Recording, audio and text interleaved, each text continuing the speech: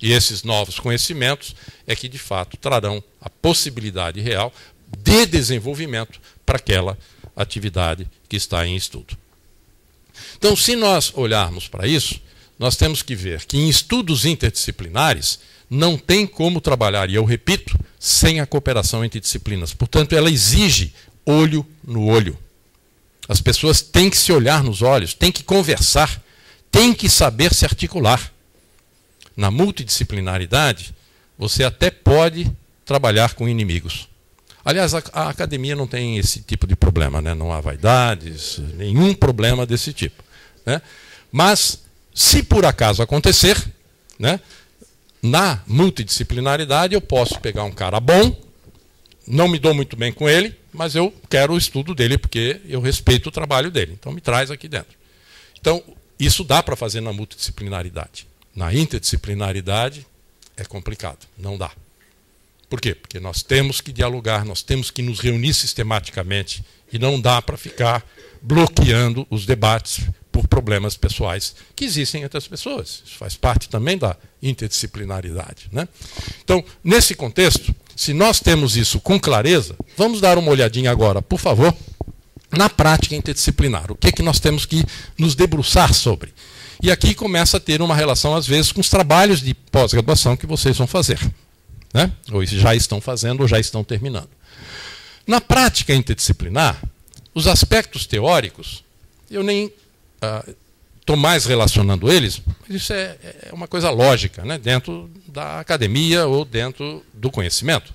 Eu tenho que caracterizar teórica e conceitualmente o que eu vou estudar, e se eu tenho várias disciplinas fazendo parte disso, eu tenho que caracterizá-las, todas aquelas que fazem parte, e como elas interagem. Isso tem que ficar evidenciado na caracterização do problema e da forma como nós vamos enfrentar aquele problema. Metodologicamente, novamente, nós temos que ver de que maneira nós vamos articular as metodologias e ver qual é a metodologia que será adotada para o estudo que está em andamento.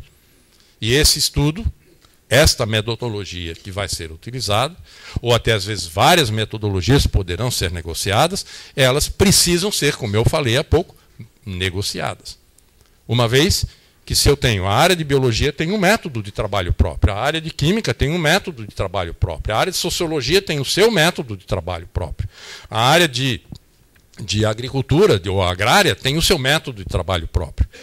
Como é que nós vamos ter métodos que sejam aceitos, porque entendidos pelas várias áreas do conhecimento? A questão sempre é, se eu conheço, eu aceito. Se eu não conheço, eu não aceito, é natural. E para eu conhecer, eu tenho que adentrar um terreno que não é o meu tradicional. Portanto, eu tenho que estudar coisas que não são só as minhas coisas. Eu tenho que estar aberto a isso. Por isso aquela ideia do perfil, um novo perfil que deve se desenhar para o profissional que atua na área, nas características interdisciplinares. E aí, feito isso, eu entro nos aspectos organizacionais, e vocês viram que aqui eu me debrucei um pouco mais de tempo, né? Mas principalmente aqui para chamar a atenção dos cuidados que devemos ter com relação a essas questões organizacionais. Primeiro desses aspectos, é o fator tempo. Se eu preciso estudar alguma coisa que envolve mais áreas do conhecimento, eu preciso mais tempo do que montar um projeto de pesquisa. Se for para fazer um projeto de pesquisa, por exemplo, na área médica, monta ali, né, um protocolo, define o que vai fazer, quantos pacientes vão ser analisados, se for um estudo mais rápido, a partir daí quantos exames, análises vão ser realizadas, pega aquilo ali, faz 6 meses disso, levanta, observa, interpreta e produz e publica. Aqui não dá para fazer isso, não. Né? A mesma coisa se for alguma coisa na área de química ou na área de biologia pura, etc. Simplesmente, se eu tenho o conhecimento, eu vou lá, preparo o projeto, faço isso, coloco o protocolo e vou desenvolver. Aqui eu tenho que negociar como é que isso vai ser feito. Eu tenho que conversar e discutir com aqueles que farão parte desse projeto. E aí, dentro desse contexto, isso nos leva também à ideia da equipe. A constituição da equipe, também temos que tomar muito cuidado. Isso não significa que nós vamos ter equipes imensas. Até porque as equipes poderão ser maiores à medida que mais experiência o meu grupo detenha. Quanto menos experiência, vamos devagar com a dor. Se colocar muita gente, eu não tenho experiência, o que vai acontecer? Eu não vou conseguir controlar muitas vezes a discussão e podemos até nos perder em intermináveis conversas sem direcionamentos mais adequados. E, portanto, a constituição da equipe e o tamanho da equipe têm que estar atrelados um ao outro. Quais são as disciplinas absolutamente indispensáveis? Essas não tem jeito, elas têm que existir. Quais as que seriam desejáveis, mas eventualmente eu posso não estar ainda preparado para ter o controle de todas elas. Então eu posso começar alguma coisa com menos tempo do que isso. É claro que na pós-graduação nós temos a vantagem de ter os professores orientadores que poderão ajudar, porque ele vai trazer a experiência nesse processo. E às vezes aí isso sim permitirá que a equipe possa ser mais ampla, utilizando-se dessa experiência que terá que ser construída. Esse tamanho da equipe, portanto, ele vai ser determinado em função do que precisa ser estudado e das condições de trabalho que eu tenho e, além disso, das especialidades que eu, de fato, poderei contar ou deverei contar. Para que isso seja realizado, o trabalho de coordenação é indispensável. E aqui entra um outro fator importante quando se fala de projetos de pesquisa de caráter interdisciplinar, em que nós teremos que ter alguém que, ao coordenar, tenha o respeito pela sua liderança. Existem programas, e isso o professor Jalcione vivenciou isso com clareza quando coordenou os trabalhos ligados à área de meio ambiente e agrárias, na área interdisciplinar, em que, por exemplo, programas não andam, às vezes, bem, estão mal das pernas, e se você for olhar, o coordenador foi indicado alguém que não é liderança para a comunidade. Com certeza o programa vai de mal a pior.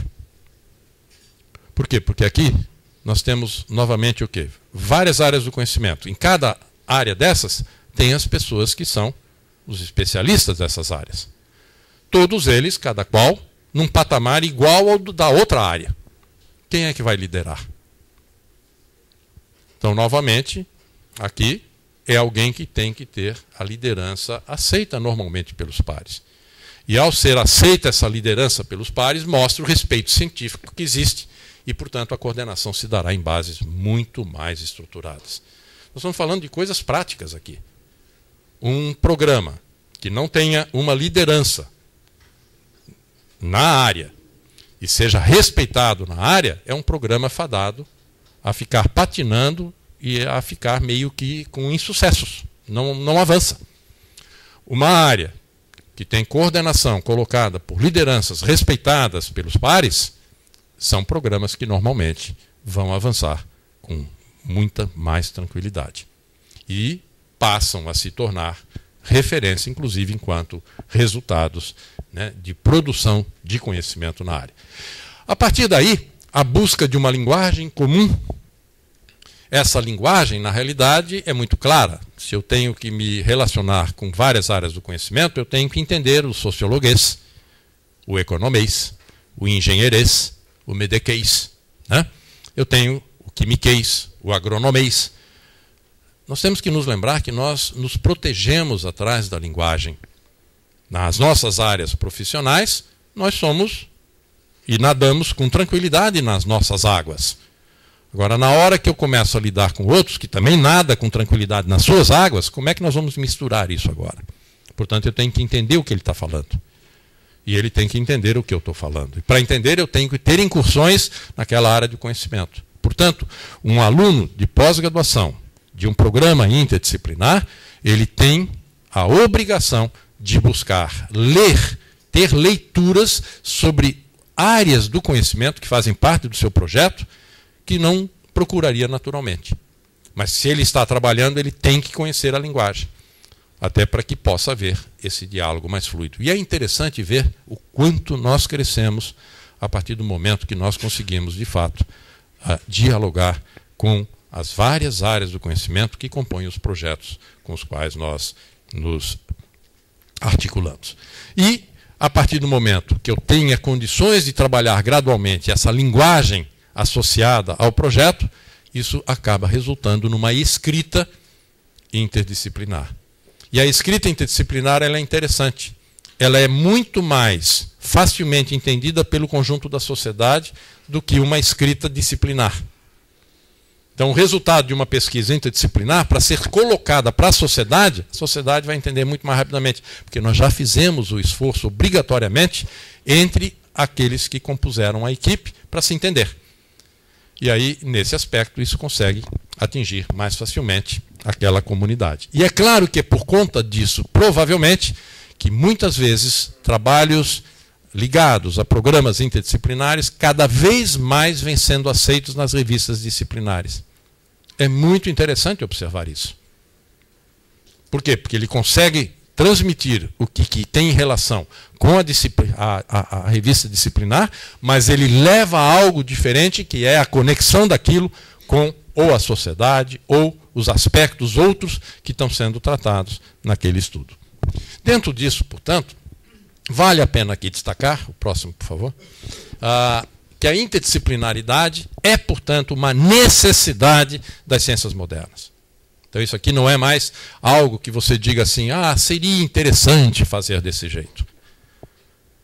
Não tem mais, a sociedade humana não tem mais como avançar, a não ser a partir da volta das interlocuções entre as disciplinas. E quais são os desafios que eu gostaria de trazer para vocês em relação à aplicação desses princípios da interdisciplinaridade? Primeiro, eu acho que vale a pena aqui só reforçar algo que todos nós sabemos, estamos cansados de saber, mas que vale a pena a gente lembrar. Um processo de estudo interdisciplinar. Vamos dar uma olhadinha nele.